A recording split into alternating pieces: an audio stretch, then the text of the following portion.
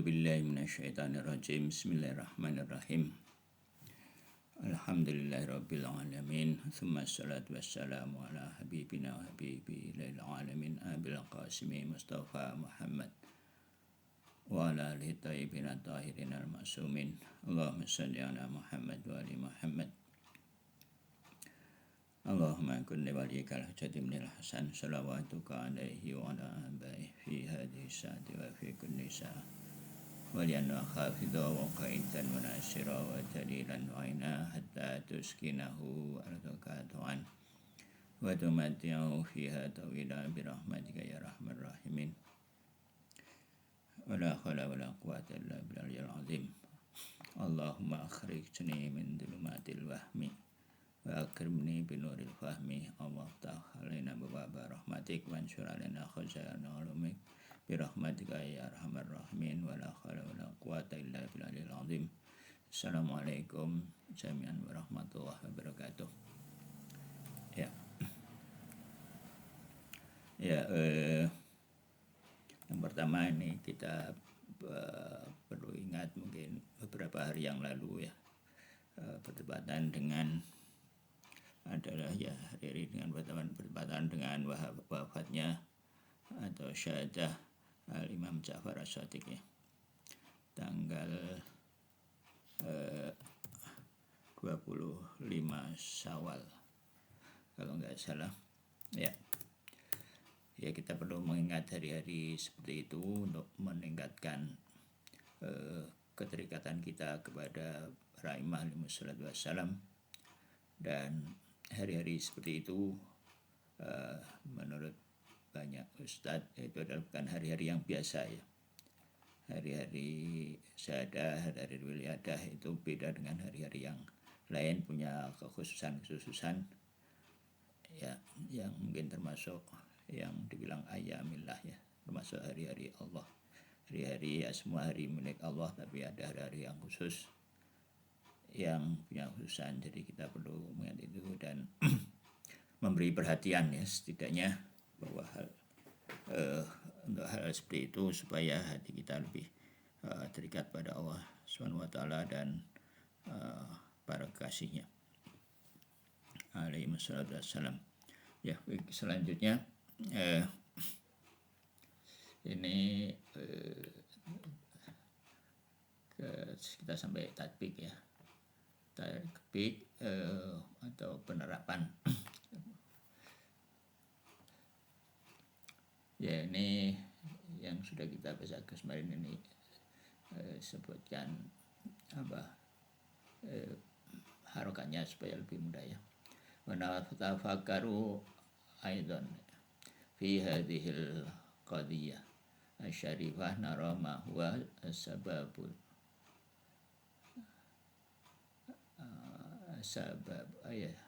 ma huwa as-sababu ya, ma wal sababu lima ziyati adama wa afdaliyatihi alal malaikah. Dan terus fanatasifu nahnu aidan bimiqdari taqati bidzakas sabab ya. Dan kita harus merenungi dalam kisah-kisah Nabi Adam yang mulia ya. Syarifah ini kayaknya sifat dari kisahnya itu ya, bukan dikaitkan dengan Nabi Adam. Ya, Nabi Adam mulia, tapi kalau karena ini karena ini muannats ya, maka sifat syarifah ini ditujukan pada yang muannats ya. Jadi bukan ditujukan pada Nabi Adam ya, gitu. Bahasa Arab itu seperti itu. Dan wanara ma huwa sababu, dan kita melihat bahwa apa kelebihan ya manusia, kelebihan Nabi Adam dan yang afdaliyah sama dengan kelebihan atas para malaikat, yaitu wanatasifu nahnu aidan bimiqdari taqah. Dan kita kalau bisa menatasifu ya, mensifati atau membuat diri kita punya sifat-sifat seperti itu ya, bimikdar sekemampuan ya, mikdar sebisanya, tokoh kemampuan sebisanya, semampu kita untuk beda sebab untuk mempunyai hal-hal itu ya, sehingga kita juga punya gitu ya. Maksudnya kita punya sebab-sebab, punya sebab seperti kepunyaan seperti yang dipunyai oleh Nabi Adam alaihissalam, sehingga kita juga punya kelebihan seperti itu ya. Dan bahwa kita melihat setelah bertafakur jadi bahwa sebab adalah sebab dari tafdil itu, berlebihan Nabi Adam adalah ta'limul asma wa ta'limul asma kama qala ta'ala, adalah pengajaran Allah Subhanahu wa taala mengenai al-asma, sebagaimana difirmankan Allah taala ya, wa'alamal adamal asma'a kullaha. Jadi Allah Nabi Adam diberi asma Allah semuanya. Nah, ini yang menyebabkan Nabi Adam punya kelebihan, punya afdhaliyat di hadapan para malaikat. Dan martabat wal martabatul ilmiyah aliyatu min ta'limul asma wa tahaqquq. Dan martabat taklimnya itu adalah sampai tahaqquq bimaqamil asma'illah, tahaqquq termanifestasi ya, ada terwujud. Jadi asma Allah terwujud, terjilma dalam Nabi Adam. Jadi bukan sekedar taklim dalam pengertian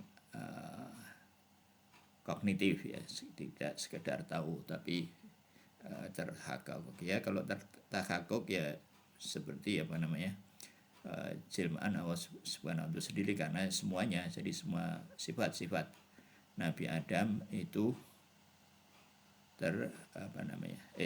semua sifat-sifat Allah Subhanahu wa taala itu bertahakuk pada diri Nabi Adam. Dengan demikian ya tentu saja Nabi Adam layak untuk ditaati ya, disujudi ya. Nah, mungkin malaikat ya, sebagaimana kita tahu, karena malaikat itu perenggaman yang final ya, maka ya mungkin dia punya sebagian atau salah satu atau sebagian dari asma Allah saja ya.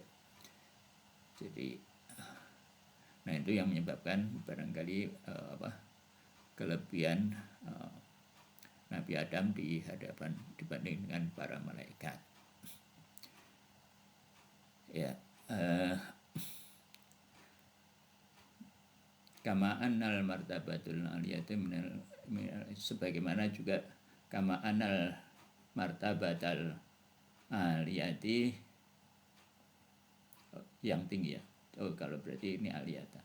Kama annal martabatal aliyata minal ihsa ya, minal ihsa'i alladhi huwa fi riwayati syarifah, sebagaimana dalam yang disebut hadis ihsa ya. Hadis ihsa ini ada dalam ahli sunnah maupun syiah ya, dengan mungkin sedikit redaksi, barangkali ada perbedaan redaksi, bahwa ana lillahi, bahwa bagi Allah, bahwa sesungguhnya dari Allah ada tis'an wa tis'ina asma'an man ahsaha dakhala al-jannah, bahwa Allah lillahi, bagi Allah ya, ada 99 nama, dan barang siapa ahsa kemarin itu sudah kita bahas bahwa secara harfiahnya menghitung dakhala al-jannah, maksudnya tahakuk ya. Ini kalau dalam yang bisa manifestasikan sifat-sifat Allah dalam dirinya, yaitu maka dia dakhala jannah. Ya mungkin kalau sekedar katakanlah lisan ini saja gimana, ya tentunya ada martabatnya ya. Tapi yang paling masuk akal tentunya adalah yang tahakuk ya. Wa tahakuku bihaqiqatiha, yaitu ihsa itu yaitu tahakuk. Kalau Imam Khomeini mengartikan adalah tahakuk alladzi tanayyalu al insana ilal jannatil asma, sehingga dengan bertahakuk itu manusia akan mencapai surga asma ya. Jadi surga bertingkat-tingkat ya, secara garis besar dibagi menjadi 3, surga af'al, surga sifat atau surga asma, dan surga zat ya. Nah, jadi kalau sudah bisa bertahakuk itu sampai surga jannah. Jadi manusia secara potensial punya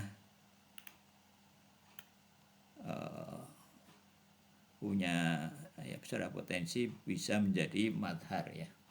Anal insana ya, al insanu yastati'u ayyakuna madharan lil asma'illah. Jadi manusia secara potensi dia bisa menjadi madhar ya. Madhar ya, kita tahu dalam doa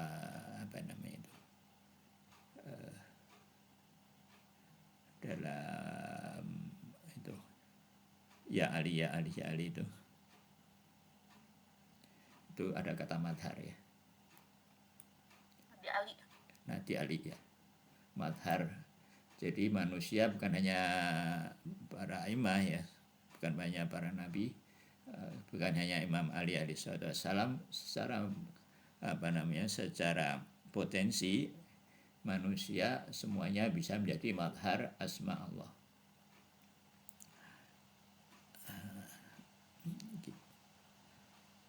Ya, jadi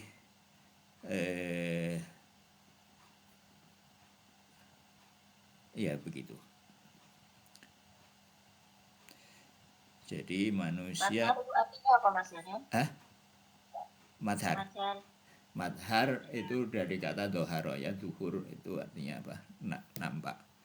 Madhar itu isim makan sepertinya ya, isim dari doharo nampak, nanti yadharu terus fi'il madhinya, fi'il mudhari'nya, terus duhron, terus sampai madhar. Madhar artinya tempat nampak ya, tempat manifestasi, lokus. Madhar secara bahasa artinya itu. Jadi madharul ajaib itu ya. Fokus, Madhar berarti artinya fokus. Lokus bukan fokus. Lokus, lokasi. Fokus. Lokasi atau apa? Maghrib misalkan bukan tempat tenggelam, masyrik tempat terbit. Nah ini madhar tempat nampak. Isyraq terbit. Kalau tempat terbit itu masyrik, timur ya, tempat terbit matahari. Maghrib itu tempat tenggelam atau waktu tenggelam juga bisa maghrib. Jadi isim makan dan si isim isim zaman itu sama ya, bentuknya sama. Artinya apakah dia tempat atau waktu ya tergantung konteks. Maghrib bisa artinya waktu maghrib itu waktu tenggelam, atau barat ya, tempat tenggelam matahari. Nah ini madhar, tempat tempat penampakan. ya kita lihat juga para ulama yang saleh, katakanlah kayak Imam Khomeini atau Rahbar, ya bisa dibilang kita dengan mudah ya bisa melihat tanda-tanda Allah, tanda-tanda kebesaran Allah pada diri-diri orang-orang saleh seperti itu ya, bahwa kata-katanya benar. Misalkan kalau orang melihat langsung teringat Allah Subhanahu wa taala, orang tertarik misalkan, ya seperti itu.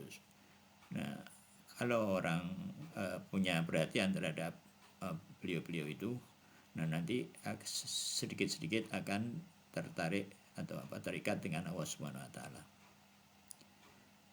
Ya mungkin pertama orang tertarik sama keajaibannya ya, itu yang paling mudah orang awam mungkin ya. Misalkan ramalannya benar ternyata, misalkan yang gitu-gitu, atau mungkin keajaiban yang lahiriah ya, misalkan bisa ini bisa itu untuk orang awam mungkin ya. Untuk orang lebih canggih lagi ya mungkin akhlaknya, melihat akhlaknya itu seperti melihat akhlak Allah, terus melihat ilmunya misalkan, seperti itu. Jadi madhar ini ajaib ya kalau kita dalam kacamata orang awam ya, misalkan bisa menyembuhkan doanya seketika terijabah misalkan, itu kan orang terus langsung ingat Allah ya, itu madhar untuk mungkin barangkali itu untuk orang-orang awam ya, untuk orang-orang seperti kita ini yang dengan mudah bisa tertarik pada hal-hal yang maunya mengikuti kalau orang-orang itu, atau mau memperhatikan kalau orang-orang yang punya keajaiban. Nah, kalau para orang-orang yang suka berpikir, merenung, ya mungkin akan memperhatikan renungannya, memperhatikan kata-katanya, argumen-argumennya dan seterusnya. Nah, kalau akhlak ya orang memperhatikan akhlaknya, bahwa akhlaknya itu mengingatkan kita misalnya kepada katakanlah akhlak Rasulullah, alul bait dan seterusnya, dan selanjutnya akan mengingatkan kita pada Allah Subhanahu wa taala. Seperti itu madhar itu ya. Jadi kalau dalam konteks pendidikan makanya perlu untuk atau diri kita juga, bahwa melihat wajah ulama itu adalah ibadah misalkan ya. Ya karena begitu, karena bisa menyampaikan kita kepada Allah Subhanahu wa taala.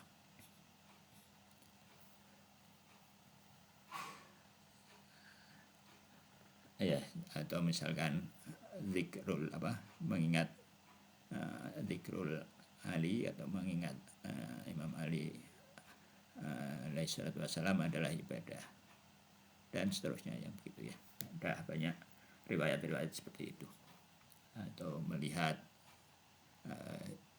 kalau nggak salah juga melihat melihat ulama, dan tentunya juga melihat para imam. Dan semua orang punya potensi seperti itu.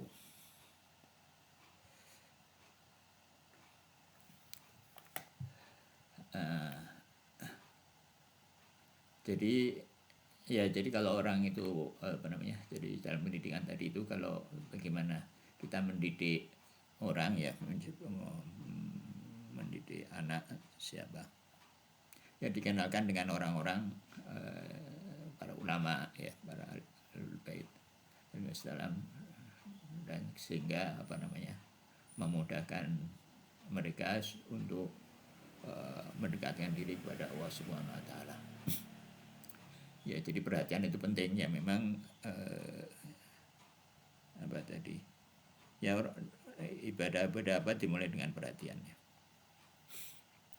Memperbaiki diri itu dimulai dengan memperhatikan itu.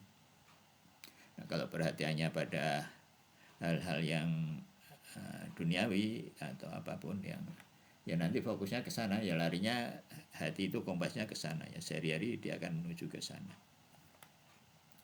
ke apa yang dicintai itu, apa yang menjadi perhatiannya itu. Jadi itu memang harus dibelokkan gimana pun caranya. Ya, kalau enggak dia akan ngejar-ngejar terus ke sana. Ya kalau katakanlah kalau orang suka bola, ya walaupun sholat juga untuk bola mungkin. Beda kalau orang fokusnya pada Allah Subhanahu wa taala, walaupun dia main bola, ya mungkin supaya sehat, supaya bisa beribadah, supaya bisa dekat dengan Allah Subhanahu wa taala begitu. Maka orang harus berarti harus memfokuskan hatinya itu kepada Allah Subhanahu wa taala ya, supaya juga begitu. Jadi orang kalau suka bola makan itu juga dalam rangka urusannya pasti urusan ujung-ujungnya ke bola gitu kan. Beda dengan orang yang fokusnya Allah Subhanahu wa taala. Nanti makannya itu tujuannya ya tujuan ujung-ujungnya pada Allah Subhanahu wa taala. Tidurnya juga begitu. Tidurnya orang yang suka bola ya nanti tidur ujung-ujungnya untuk bola supaya bisa nonton lah, supaya bisa ini, supaya bisa itu. Nah kalau orang perhatiannya pada fokusnya itu pada Allah Subhanahu wa taala, ya nanti tidurnya itu ya dalam rangka supaya sholatnya bagus misalnya. Gitu, dan itu yang membuat hidup itu jadi sehat ya, menuju pada Allah Subhanahu wa taala. Jiwa menjadi sehat dan nanti fisik juga jadi sehat.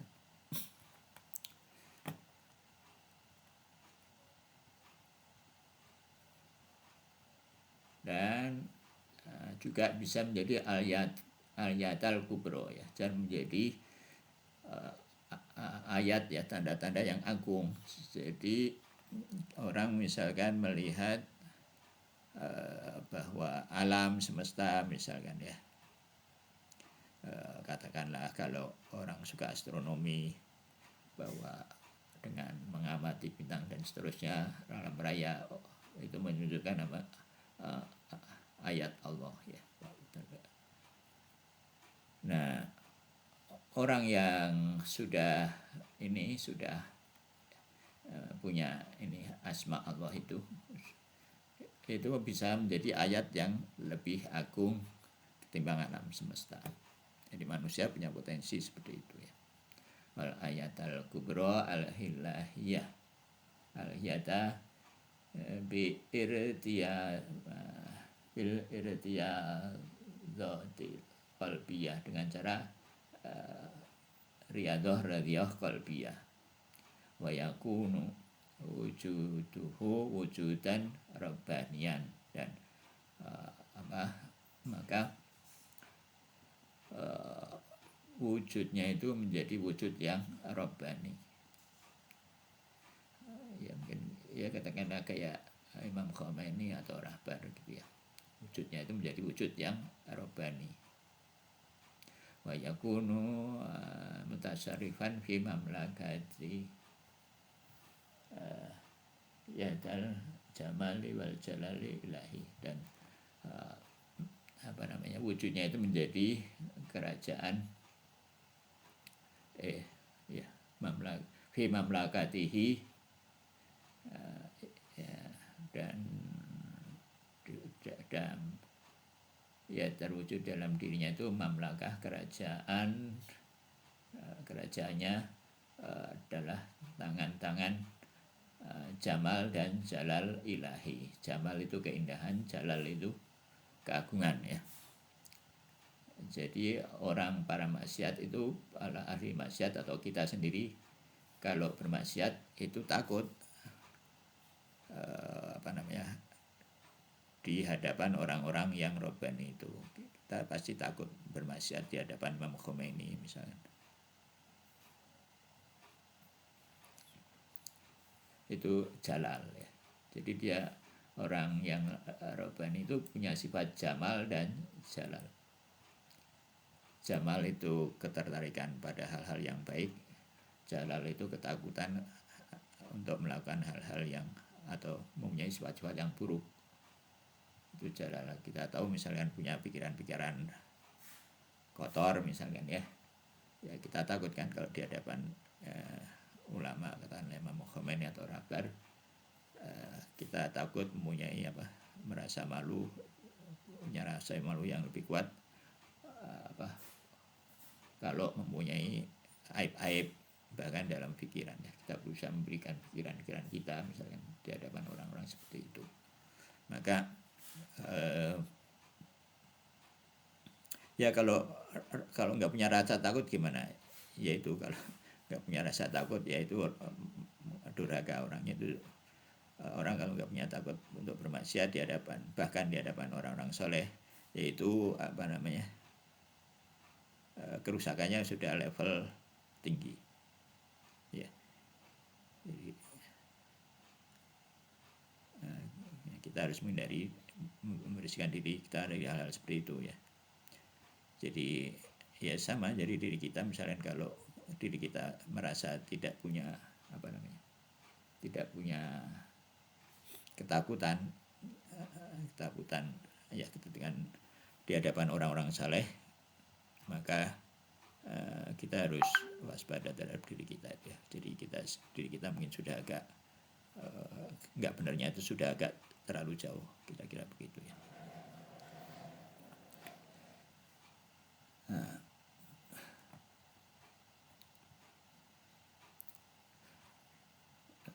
Dan wafil hadisi ma yuqarribu min hadzal makna min anna ya, dan dalam hadis yang mendekati makna ini adalah bahwa ini riwayatnya ya, ruhul mukmin asyaddu ittisalan billahi ta'ala min ittasil syu'a'is syamsi biha au binuriha.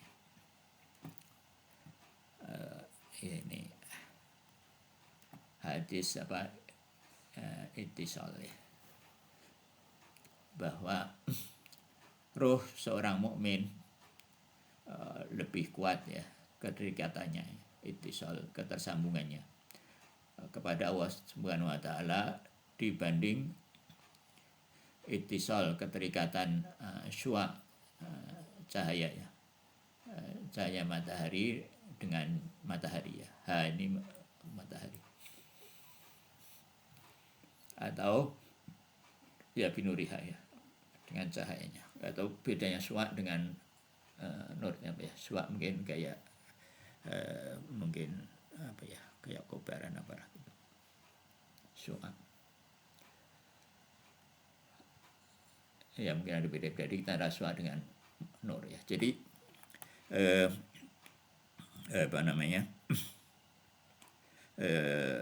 kita kan mungkin nggak bisa membedakan antara matahari dengan cahayanya ya. Di mana ada matahari di situ ada cahayanya, tidak ada jeda antara keberadaan matahari dengan cahaya matahari ya. Jadi keterikatannya itu begitu kuat, dan begitu juga itu roh seorang mukmin ya.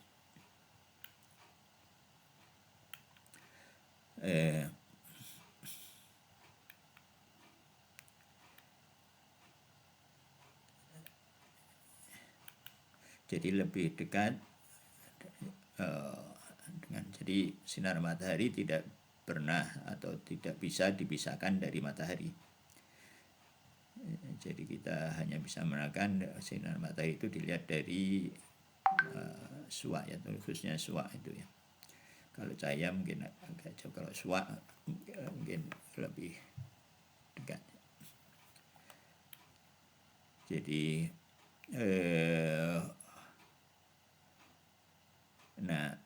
sebetulnya kan secara filsafat bahwa makhluk itu adalah wujud rabit. Jadi ketergantungan makhluk terhadap Allah Subhanahu wa taala itu bisa dibandingkan dengan wujud zihni kita ya. Apa-apa yang ada dalam pikiran kita, apa yang kita ciptakan dalam pikiran kita, itu yang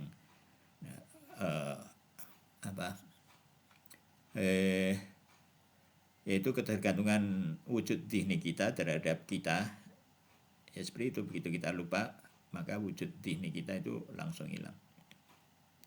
Nah itu ketergantungan makhluk pada Allah Subhanahu wa taala itu seperti itu.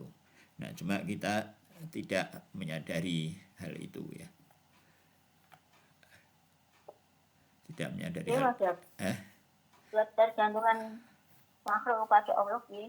Seperti ketergantungan apa yang kita pikirkan ya, misalnya kita memikirkan mangga dalam pikiran kita, ada kan mangga ya, kita lupakan mangganya hilang, mangga hilang gitu. Jadi kita mangga itu ada dalam pikiran kita selama kita menginginkan.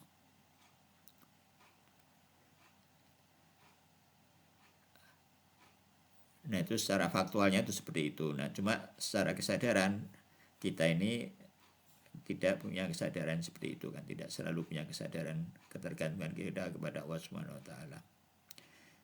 Ya, jadi sebetulnya proses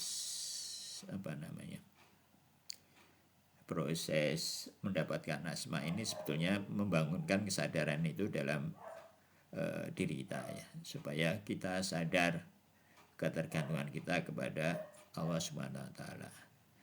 Jadi sebetulnya secara secara wujud, hukum wujud ya kita nggak bisa lepas dari Allah Subhanahu wa taala sebagaimana dinyatakan dalam filsafat. Nah, cuma itu tidak tidak kita sadari secara akhlak ya, secara kesadaran, secara batin kita. Ya, apa yang menyebabkan itu ya lalai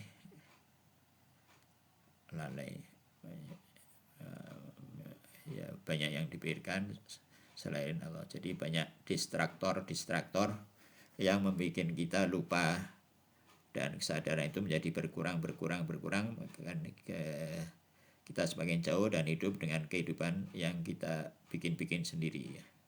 Kehidupan yang tidak berarti, tidak bermakna, jauh dari Allah Subhanahu wa taala, mendatangkan frustasi ya kan, putus asa. Itu karena apa ya? Karena jauh kesadaran kita jauh dari Allah Subhanahu wa taala. Nah, karena memang kesadaran itu yang yang diberikan hak untuk mengelola kesadaran itu yang diberikan oleh Allah Subhanahu wa taala.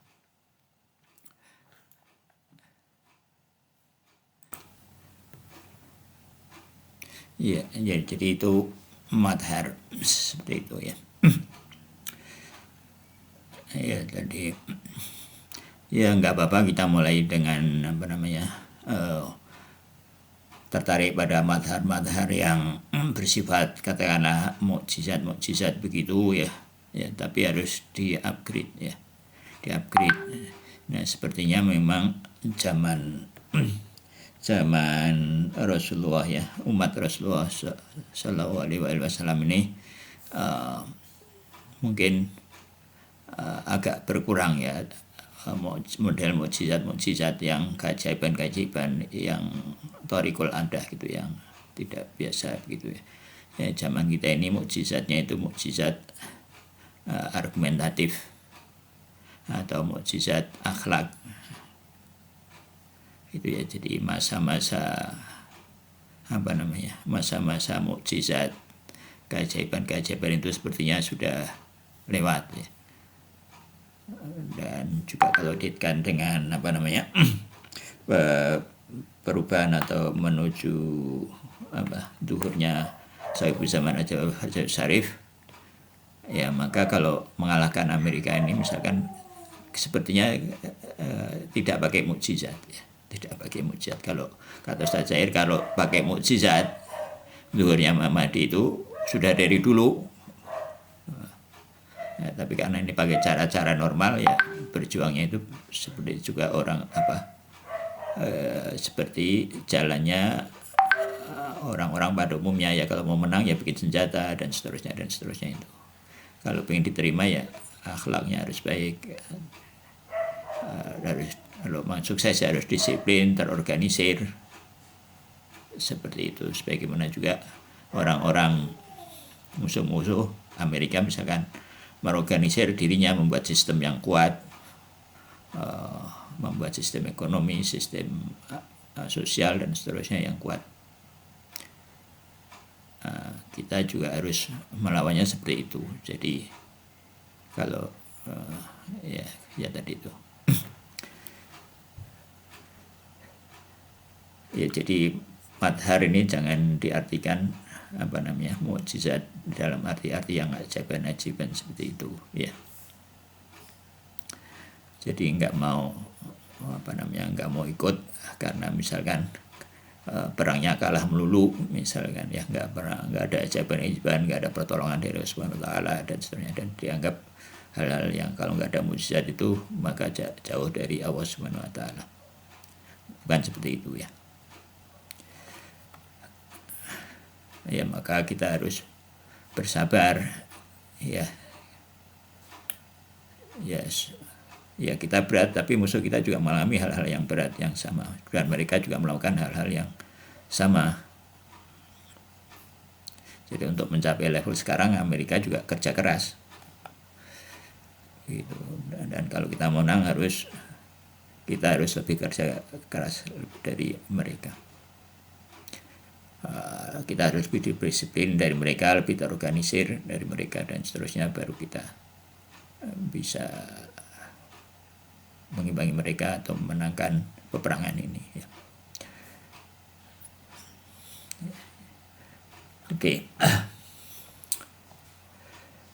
Jadi latihannya ini untuk mendapatkan madhar tadi, latihan qalbiyah, ya. Jadi mulai dari merenungkan ya, misalkan ya dalam ayat kursi misalnya, Allahu la ilaha illa huwal hayyul qayyum, misalkan al hayyul qayyum, yang mulai dengan wirid dan seterusnya direnungkan dan seterusnya, terus mulai diterapkan ya dalam diri kita, hayyu yang qayyum, yang hidup, yang mati, dan yang hidup dan yang berdiri sendiri, ya seperti itulah.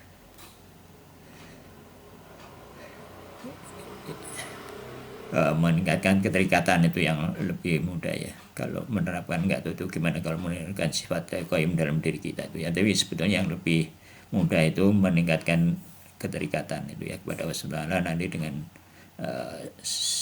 sendirinya mungkin sifat-sifat, bukan dengan sendirinya, ya, mungkin ya dengan usaha-usaha yang lebih ringan, mungkin perlahan-lahan sifat-sifat baik itu akan semakin terkumpul dalam diri kita, ya. Jadi makanya tauhid itu adalah merupakan sentral atau merupakan pokok dari sifat-sifat baik, ya. Dari asma ini. Ya, begitu.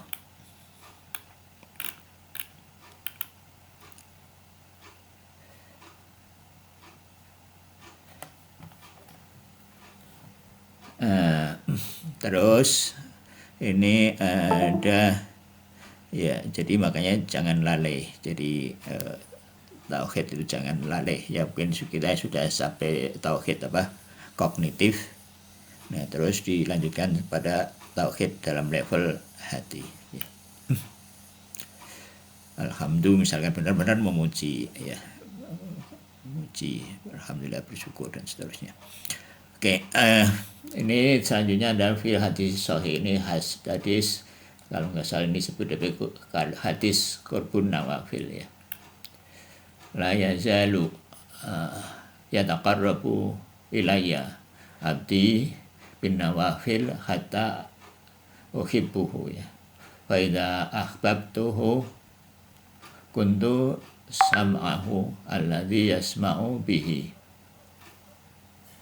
wa basirahu alladhi yubasiru bihi wa lisanahu alladhi yantiqu bihi wa yadahu allati ya'khudhu biha, ya.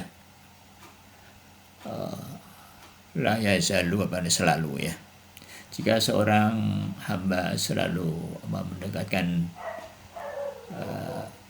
kepada diriku dengan nawafil, dengan hal-hal yang sunnah ya, sampai aku mencintainya, maka ketika aku mencintainya maka aku menjadi pendengarannya, dan dengan pendengarannya itu dia mendengar ya, dan aku melihat dengan penglihatannya, dan dia melihat dengan penglihatanku, dan dengan penglihatanku dengan penglihatan itu dia melihat, dan aku menjadi lesannya, dan dengan itu dia berbicara, dan aku menjadi tangannya, dan dengan tangan itu dia berbuat ya. Jadi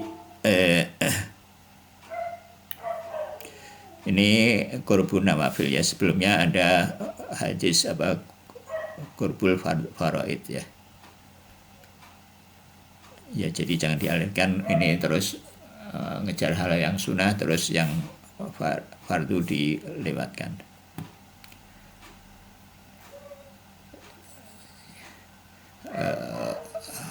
Ya, ada hadis yang jadi hadis dengan qurbul faraid.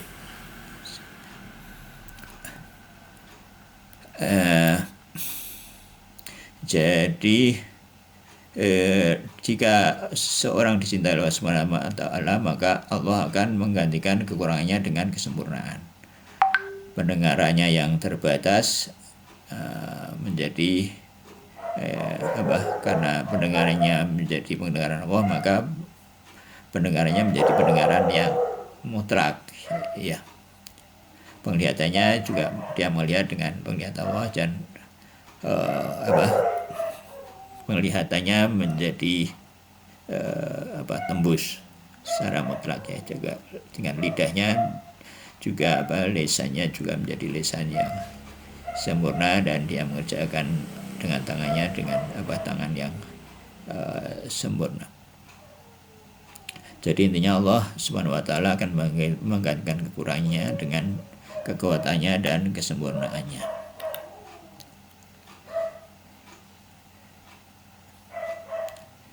Terus wafil hadis Aliyun Ainullah ya. Imam Ali alaihissalam adalah Ainullah. Ain ya, kita tahu ain ini secara bahasa artinya mata, tapi kadang juga artinya itu ain itu sendiri ya kalau dalam filsafat. Wayatullah ya, dan tangan Allah.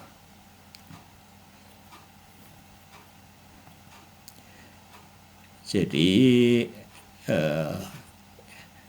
ini adalah penggambaran orang-orang yang sudah fana dalam Allah Subhanahu wa Ta'ala, dan tidak lagi menggantungkan pada dirinya sendiri.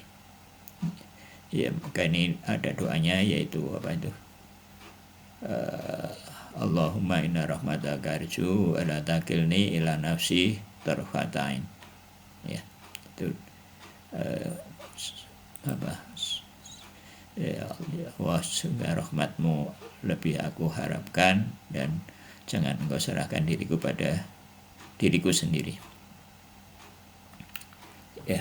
Dan ada hadis nahnu asma'uhul husna, ini bahwa kami ada ahlul bait alaihi wasallam adalah asma'ul husna ya, ada nama-nama Allah Subhanahu wa Ta'ala. Dan hadis-hadis seperti ini banyak ya, wa syawahidul aqaliyati wa naqliyati fi hadza bi khususiyatihi katsiratun. Dan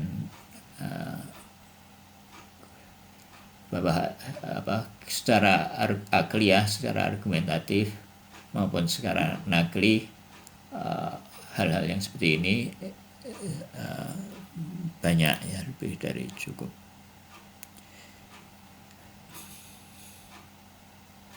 Jadi jangan mengira bahwa madhar tadi itu adalah atau Asmaul Husna itu adalah khusus bagi manusia tertentu ya. Jadi Ahlul Bait itu untuk diteladani ya, bahwa kita semua orang punya potensi untuk mencapai Asmaul Husna ya, mencapai madhar, mencapai ya makom-makom seperti itu.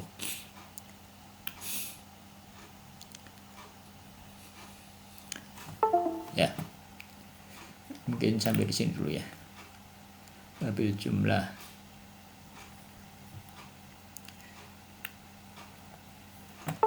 jumlah man arada ayyakhuda minal Qur'ani syarif al-haldal wafir al-haldal wafir wan nasibal kafi fala budda lahu ay yutabbiqu kullu ayatin syarifah minal ayati ala halati nafsihi hatta yastafidu istifadan kamilatan ya. Dan secara bil jumlah ya, bil jumlah itu secara garis besar atau kesimpulannya mungkin ya, barang siapa menghendaki untuk mengambil bagian yang terbesar ya, hadun ini kebaikan ya, yang wafir, yang berlimpah dari Al-Quran ya. Dan nasiban kafi kebaikan atau nasib atau bagian yang mencukupi, yang sempurna. Fala budalahu, maka wajib baginya atau harus baginya untuk menerapkan ya, yutabiku menerapkan setiap ayat yang mulia dari ayat-ayat Al-Quran. Jadi setiap ayat, jadi tidak ada satu ayat pun yang yang sia-sia, untuk menerapkan setiap ayat kepada dirinya sehingga memperoleh istifadah dan memperoleh faidah yang kamilah, yang sempurna. Jadi itu Al-Quran. Jadi ya itu mungkin penutup ya untuk sebentar ini. Ya, ada komen lagi?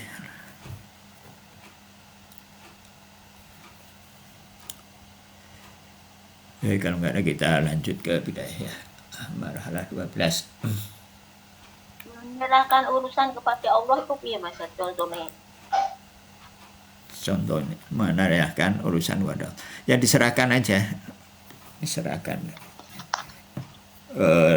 Diusahakan tapi ya hasilnya diserahkan pada Allah, ya diserahkan. Ya diserahkan, coba nanti persisnya bagaimana coba aja dilakukan sebagaimana orang menyerahkan urusan. Nah, nanti dilihat dievaluasi, diperbaiki, dicari yang pas. Itu memang akhlak nggak bisa seketika ya memahami begitu ya, orang cuma bisa ngomong seperti itu ya. Saya misalnya cuma bisa ngomong diserahkan, ya diserahkan. Persisnya bagaimana, nah itu saya coba diserahkan aja sebagaimana orang menyerahkan urusan.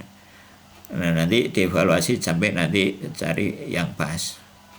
Ya semua akhlak juga seperti itu, makanya memperbaiki akhlak nggak bisa sebentar. Karena kayak beriterasi begitu, mencari-cari begitu, mencari yang pas. Setiap kebaikan seperti itu. Setiap pemahaman juga seperti itu. Alhamdulillah itu seperti apa sih? Ya memuji, segala puji bagi Allah.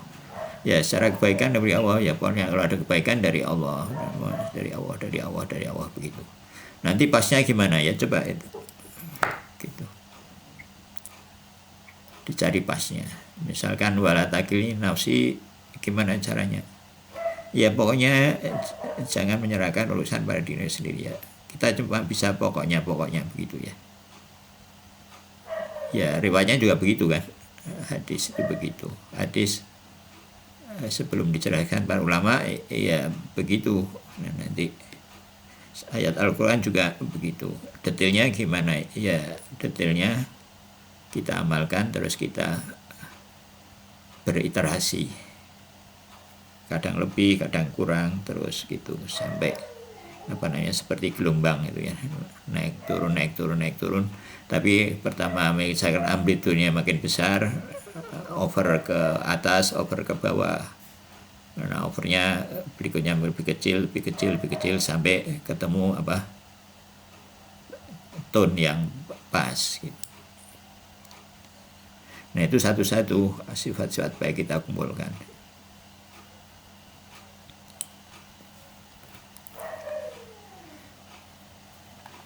Nah, ini kita harus belajar akhlak itu ya, karena ya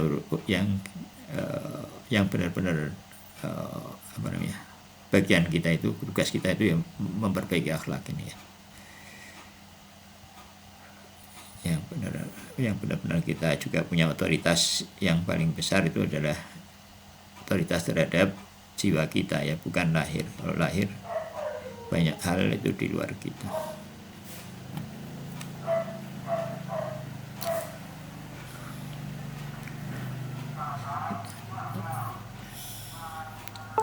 Itu ya, pasal kelima.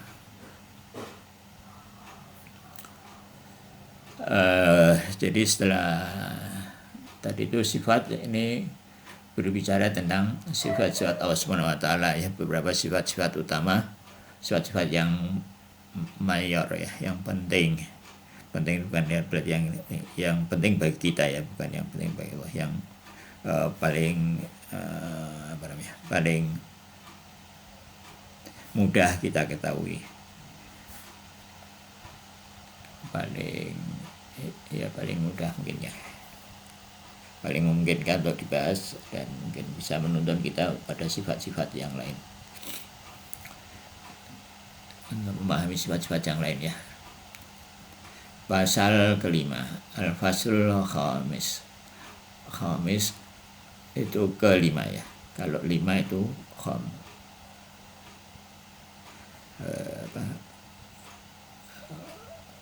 khamsun ya. Pasal kelima, fi ilmihi ta'ala, tentang ilmu Allah Subhanahu wa Ta'ala yang maha tinggi. Qad taqaddama anna likulli mujarradin anil madati ilman bidatihi, bahwa ya sudah kita bahas sebelumnya bahwa setiap yang non materi itu adalah ilmu bagi zatnya sendiri ya, bagi dirinya sendiri. Li khuduri dzatihi inda dzatihi, karena kehadiran zatnya pada zatnya sendiri, bahwa ilmuhu bidzatihi, yaitulah ilmu tentang zatnya sendiri ya. Jadi mengenai pembahasan tentang ilmu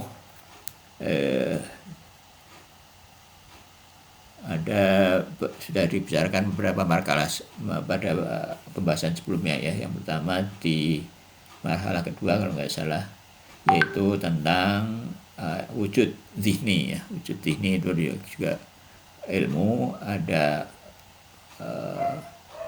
akil dan makul ya.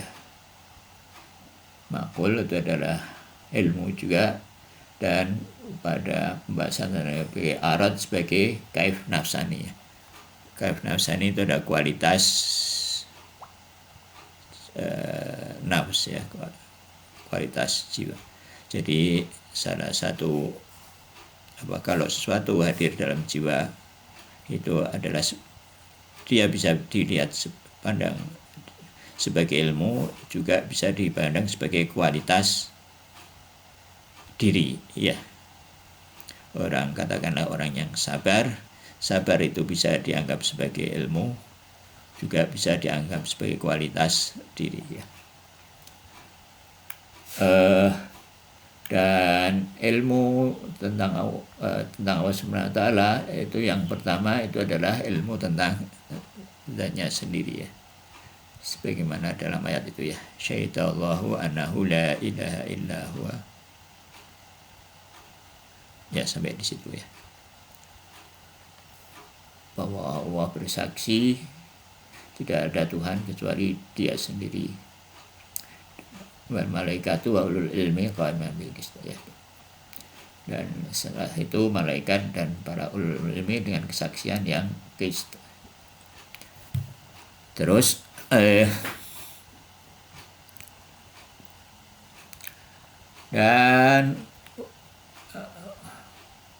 dan juga setelah dijelaskan sebelumnya ya. Dan wa taqaddama aidan, dan juga sudah kita bicarakan bahwa anna dzatahul muta'alliyatu sirful wujud, bahwa zat Allah Subhanahu wa taala adalah wujud yang sirf ya, wujud yang murni. Ya sampai sini ya. Anna dzatahul muta'alliyatu anna dzatahu ya al muta'alliyata sirful wujudi ya, sirf wujud alladzi la ya haddu ya la yuhidduhu haddun wala yasaddu anhu wujudin wa kamalil wujudi ya. Dan dia tidak alladzi tidak ya tidak dibatasi dengan batasan apapun ya.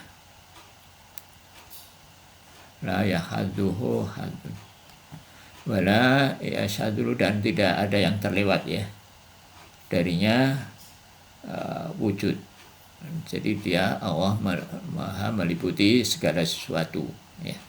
Wala kamalil wujudi, dan tidak ada kesempurnaan wujud yang tidak wujudi yang tidak ada padanya.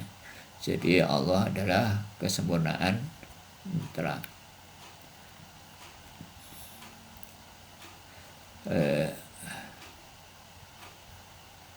Fama fi tafasiril khalqiyati minal wujudi al-kamali wujudi, maka apapun yang terdapat dalam rincian eksistensialnya semua ada di sisinya ya.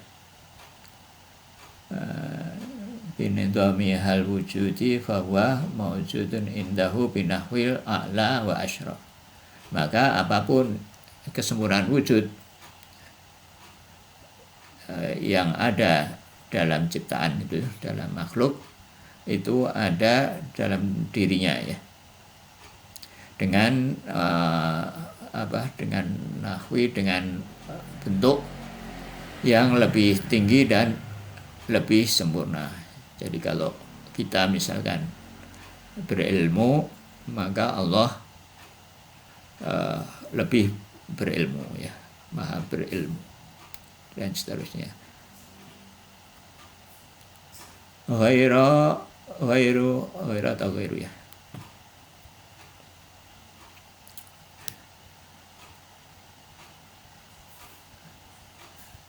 Ghairu mungkin ya, karena fayu mungkin masuknya ke sini ya. Ghairu mutajasinin ba'duha min ba'd. Wa huwa ma'lumun indahu ilman ijmaliyan fi ainil kashfil tafsili. Ya, maka semuanya itu ada dalam sisinya dengan ini, tanpa terbedakan antara satu dengan yang lainnya. Ya, jadi apa itu? Kesempurnaan tadi itu tidak terbedakan antara satu dengan lainnya. gitu ya, karena Allah kan wujud sirf. Maka misalnya kalau Allah berilmu, ilmunya itu sempurna, dan Allah maha hidup misalkan, kehidupannya itu sempurna, jadi karena semua ilmunya itu sempurna, kehidupannya sempurna, jadi ilmu dan hidup itu katakanlah menyatu dengan secara sempurna ya. Jadi seperti itu, lebih tinggi dan lebih mulia. Maka dia tidak bisa dibedakan satu dengan yang lain. Maka ilmunya itu tidak bisa dibedakan dengan satu dengan yang lain. Juga sebetulnya kalau kita extend lebih lanjut ya sifatnya itu karena sirf ngegumpel gitu kalau kata Syekh Yusuf. Jadi tidak bisa dibedakan antara satu dengan yang lain. Sifat satu kalau sudah dalam diri Allah, maka kita tidak bisa membedakan antara misalkan hidupnya dengan ilmunya, dengan kudrahnya, dengan sifat-sifatnya yang lain. Nah, ini kita bicara ilmunya dulu ya. Maka semua itu diketahui olehnya dengan ijmali, secara ilmunya, secara ijmalian. Fi ainil kashfi tafsili, dan pada saat yang sama dia tafsir, walaupun ijmal. Allah tahu nggak dengan detail? Ya, pada saat yang sama dia tahu detail di tengah-tengah, atau kalau di sini ilmunya ijmali di tengah-tengah penyingkapan yang tafsili. Jadi ijmali, tafsiri, dan tafsili yang ijmali. Nah, ini katanya mirip dengan ilmunya ya sebetulnya ilmu mujtahid katanya ya. Jadi mujtahid ya, hukum seorang mujtahid ditanya hukum wudu gimana, atau hukum apalah yang agak aneh gitu ya. Mungkin pada saat ditanya ya ilmu itu belum hadir ya, tapi sudah ada. Jadi kalau ditanya maka keluar. Juga sama misalnya seorang ahli matematika mungkin ya mungkin integral apa yang nggak hadir dalam itu, tapi kalau ditanya dia tahu.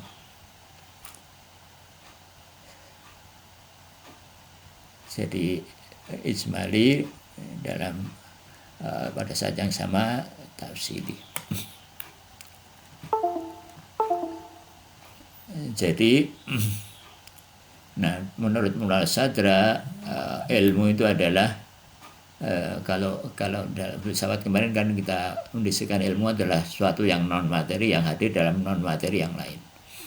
Ya, nah kalau Mullah Sadra ilmu itu adalah al ilmu ainur rabti bil ilah ya. Ilmu itu adalah ainur rabti ya, keterikatan itu sendiri dengan penyebab ya. Jadi ini definisi yang lebih lebih canggih ya. Kalau ilmu itu kalau kita hadir, nah kalau ini ainur rabb, keterikatan itu sendiri. Jadi mungkin kayak tadi itu ya, kayak matahari dengan sinarnya itu. Jadi ilmu itu ya mungkin enggak, kalau dalam level ini nggak bisa dibedakan antara ilmu dengan apa? Dengan ketergantungan ya.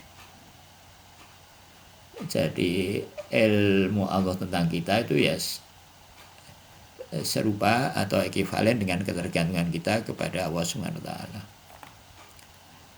Menurut definisi ini. Jadi ujung-ujungnya ketergantungan. Keterikatan makhluk kepada Allah secara mutlak. Ya seperti tadi itu, keterikatan wujud mental kita terhadap kita itu ya.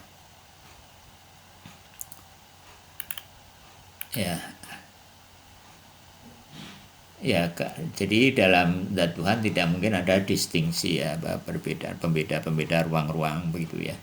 Karena ya tadi itu, karena Allah itu sirf, dan maka ilmunya itu ya pada saat yang ilmunya ijmali, pada ayat sama juga tafsili. Nah, ini ilmu Tuhan sebelum diciptakan, ya, sebelum ada penciptaan. Nah, kemudian ini mengenai ilmu Tuhan setelah ciptakan, ya, setelah penciptaan. Summa innal mawjudati bima hiya ma'alili lahu qaimatun bidawati bihi kiaman rabti bil mustaqili hadirati bi wujudatiha indahu. Kemudian bahwa mawjudat, bahwa semua yang ada, para mawjudat itu sebagai maklul, sebagai akibat darinya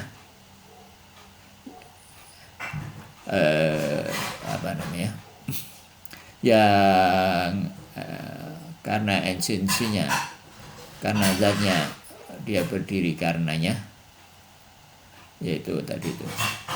Jadi makhluk itu wujud karena ada keterikatan dengan Allah. Jadi qiyam rabti bil mustaqil,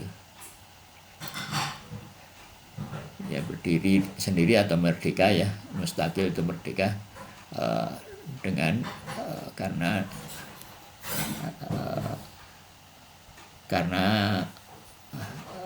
zat Allah, ya, karena ada Allah dan dia hadir secara dengan eksistensinya. Jadi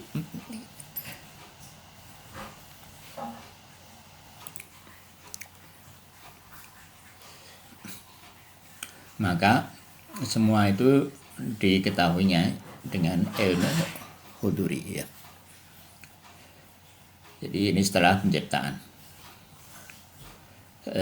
Jadi setelah penciptaan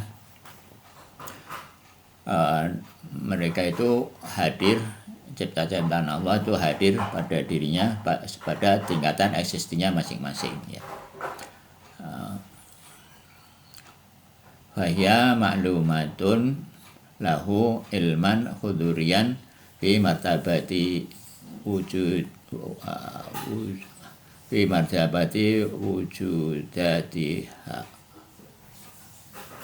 al-mujarradat minha bi anfusiha wal madiyati minha bi suwarihal mujarradah, ya. Jadi yang makhluk-makhluk yang mujarrad, maka dia hadir dengan eksistensinya sendiri dalam diri Allah, itu dalam zat Allah. Dan yang madiyah, maka hadir dalam Allah dalam bentuk-bentuk mujarradnya, ya.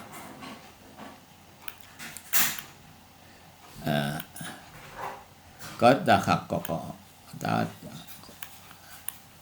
maka sudah terbukti bahwa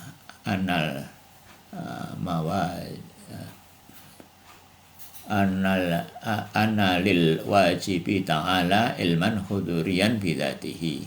Maka sudah terbukti bahwa semuanya itu Allah memiliki semua ilmu secara huduri dengan bidatihi. Wa ilman hudurian tafsilian fil asya'i fil martabati dzatihi qablal ijadiha. Dia punya ilmu yang tafsili fil asya'i fil martabati dzatihi, dan martabat zatnya sebelum penciptaan, ya, sebelum diwujudkan. Wa huwa ainu dzatihi, dan dia adalah ainu dzatihi. Itu adalah zat Allah sendiri. Jadi ilmu, jadi sebetulnya ya tadi itu jadi keterikatan. Jadi semua itu tidak terlepas dari Allah Subhanahu wa taala. Jadi apa bedanya ilmu dengan penciptaan? Ya kalau kita pikir-pikir ya ilmu ya dengan penciptaan ya hampir sama ya. Tadi itu akhirnya apa? Bahwa sifat dan zat Allah itu satu, dan sifat-sifatnya sebenarnya kalau kita dalami ya sifat Allah itu satu, zat Allah itu satu, dan sifatnya tidak berbeda dengan zatnya. Ya akhirnya kembali ke situ ya. Dan wa minal maklum ana ilmahu bil ma'lulatihi yastaujibul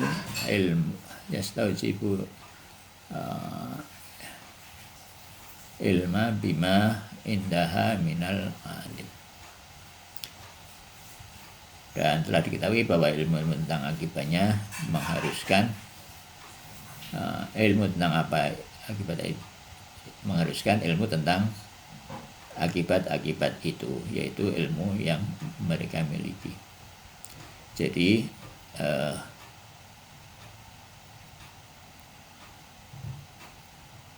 ilmu tentang akibat, ilmu Allah tentang kita mengharuskan bahwa Allah juga punya ilmu tentang ilmu kita, ya itu maksudnya. Jadi artinya ilmu kalau dalam pengertian kita kembalikan ilmu tidak hanya secara kognitif, juga sebagai kaif nausani. Jadi kalau kita punya katakanlah sifat-sifat buruk, nah itu seperti mencoreng Allah Subhanahu wa taala ya, karena itu hadir dalam diri Allah Subhanahu wa taala.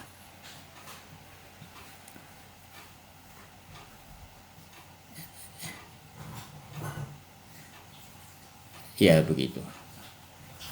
Jadi ilmu Allah ada dua, yaitu ilmu tentang zatnya dan ilmu tentang makhluknya ya. Dan ilmu tentang makhluknya dibagi dua lagi, yaitu ilmu sebelum penciptaan dan ilmu sesudah penciptaan, dan semuanya itu hadir dalam diri Allah secara hududiyah.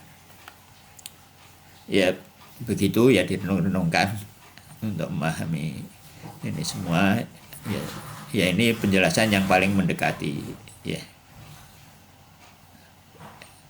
Penjelasan yang paling mendekati mengenai sifat-sifat Allah ya. Kalau persisnya bagaimana ya, pokoknya itu direnungi, nanti makin lama makin mendekati pengetahuan itu makin sempurna. Jadi sebetulnya pengetahuan seseorang tentang Allah Subhanahu wa taala itu ya bergantung pada pendekatannya ya kepada Allah Subhanahu wa taala. Makin dekat dia ilmunya, makin tentang Allah Subhanahu wa taala makin sempurna.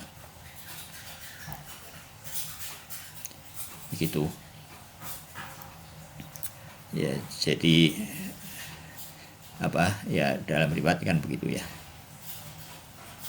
Bahwa ya tentu saja Rasulullah yang punya ilmu tentang kepada Allah paling sempurna ya. Meskipun begitu, Rasulullah juga mengatakan bahwa tidak mengetahui secara sempurna ya. Begitu kalau nggak salah ya dalam riwayat kayaknya.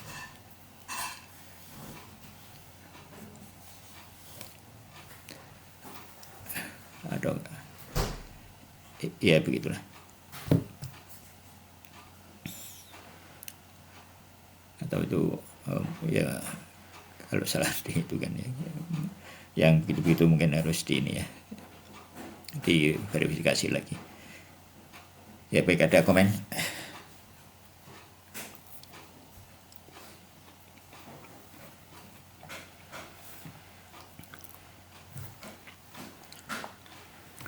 Nah kalau nggak ada kita tutup dulu ya.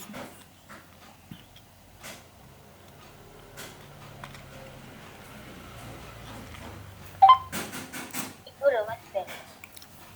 Bersandar pada Allah, jangan bersandar pada diri sendiri. Terus? Begitu loh.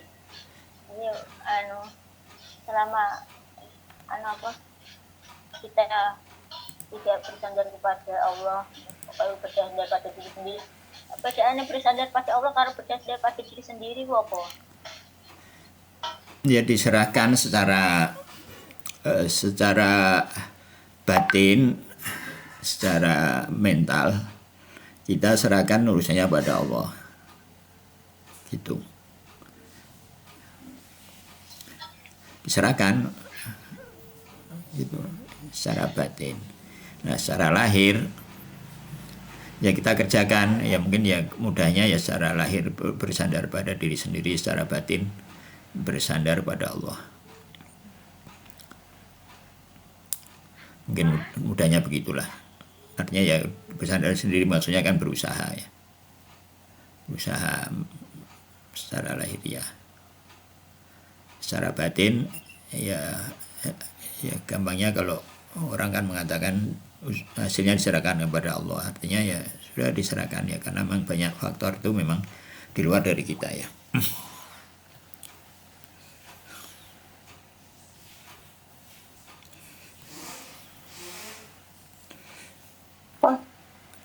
Nanya. Ya. Ini tuh yang ilmu akibatnya maksudnya gimana? Jadi ilmu tentang akibat, maksudnya ilmu tentang makhluk. Ilmu Allah tentang makhluk ya. Mana? Tadi mana sih? Yang maklulat. Maklulat, iya, maklulat itu artinya makhluk ya. Maklulat itu ilmu tentang makhluk-makhluknya. Oh, jadi maksudnya bukan akibat. Misalnya ada orang ada pilihan A sama B terus dia gitu. Enggak, bukan. Akibat dari.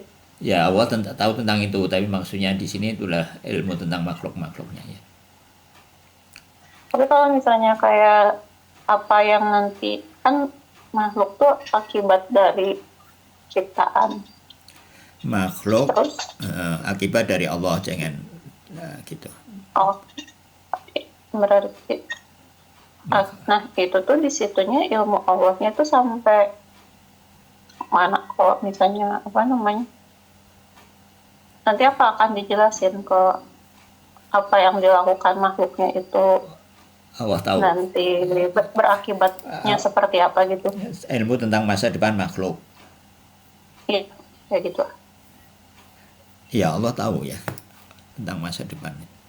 Tapi tahunya dari mana? Maksudnya kan belum terjadi. Kita punya ya mungkin ilmunya itu tentang seperti apa namanya ilmu ya kalau film itu kan kita tuh atau sutradara katakan atau apa, kalau kita pernah nonton film kan tahu nantinya gimana. Ilmu itu kan satu, jadi ilmu tentang akibat itu Allah tahu. Seperti ilustrasinya seperti orang nonton film itu, siapa yang melakukan, misalkan kalau ada pelaku dalam apa namanya adegan itu melakukan sesuatu, yang melakukan siapa? Ya si pemeran itu. Nah, nanti yang nonton yang atau sutradara tahu nggak apa yang akan terjadi? Ya tahu. Begitu. Jadi ilmu Allah berkembang dong kalau kayak gitu. Jadi enggak kan? Maksudnya kan pilihannya ada beberapa. Nah ini ada pilihan A sama pilihan B, terus makhluknya baru memilih yang mana belakangan. Gitu. Ya seperti seorang guru misalkan. Kita punya seorang guru misalkan, orang guru ini memperhatikan betul muridnya,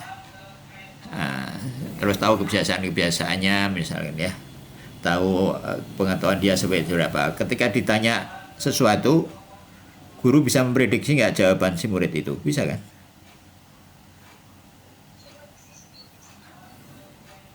Atau seorang orang tua misalkan, nanti perilaku anaknya gimana? Ya kebanyakan orang tua ya tahu nanti anaknya bakalan seperti apa.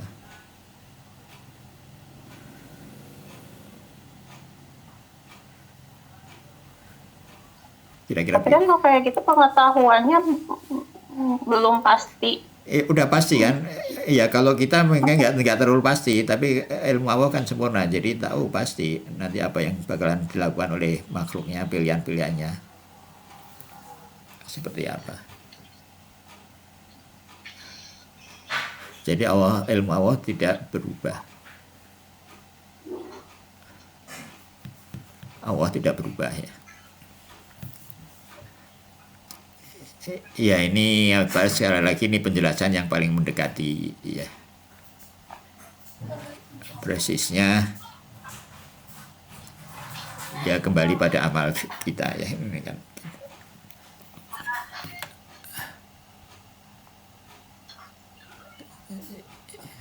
Ya supaya tidak terlalu jauh pemahaman kita itu. Belajar jadi mendekati, jadi apa namanya? Ya kita berusaha mendekati apa yang paling dekat dengan ya semakin dekat ya pengetahuan kita, semakin dekat ya terus kita update.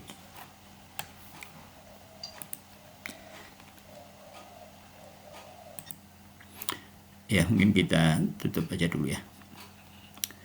Baik, kita tutup dengan alhamdulillahirrahmanirrahim.